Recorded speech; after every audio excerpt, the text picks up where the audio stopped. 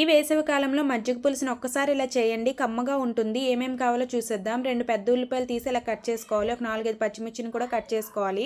కరివేపాకు, వెల్లుల్లి, ఎండుమిర్చి, పోపులు ఇవన్నీ రెడీగా పెట్టుకోవాలి. తర్వాత గడ్డ పెరుగు తీసుకొని కవ్వమైనా కొట్టుకోవచ్చు, కానీ నేను మిక్సీ జార్లో వేసుకుంటున్నాను. ఇప్పుడు దీంట్లో సరిపడినంత ఉప్పు వేసుకొని దీన్ని అయితే బాగా బ్లెండ్ చేసుకోవాలి. ఇలా బ్లెండ్ చేసుకుని ఈ పెరుగుని తీసుకొచ్చి ఒక బౌల్లో అయితే వేసుకొని పులుపుకు సరిపడినంత వాటర్ని అడ్జస్ట్ చేసుకోవాలి. తర్వాత వీటిలో ఉల్లిపాయలు వేసేసి ఒక అరగంట పాటు పక్కన పెట్టేసుకోవాలి. అప్పుడే టేస్ట్ బాగుంటుందన్నమాట. ఇప్పుడు అరగంట తర్వాత స్టవ్ ఆన్ చేసి కడాయి పెట్టి దీంట్లో ఒక టేబుల్ స్పూన్ వరకు ఆయిల్ వేసి పోపు సామాన్లన్నీ వేసేసేయాలి. అలానే పచ్చిమిర్చి, ఎండుమిర్చి, కరివేపాకు, ఉల్లిపాయలు ఇవన్నీ కూడా వేసేసి వీటిని ఎక్కువగా ఫ్రై చేయాల్సిన పని లేదు. ఒక 2 నిమిషాలు ఫ్రై చేసుకొని మనం రెడీ చేసి పెట్టుకున్న మజ్జిగ వేసుకోవాలి. చిటికెడంత పసుపు కూడా వేసుకోండి, ఎక్కువగా వేస్తే వాసన వస్తుంది. ఇలా వేసేసిన తర్వాత మూత పెట్టి ఒక గంట తర్వాత తింటే చాలా బాగుంటుందండి, వెంటనే కాకుండా. ప్లీజ్ వీడియో నచ్చితే మన ఛానల్ లైక్ చేసి, షేర్ చేసి, సబ్స్క్రైబ్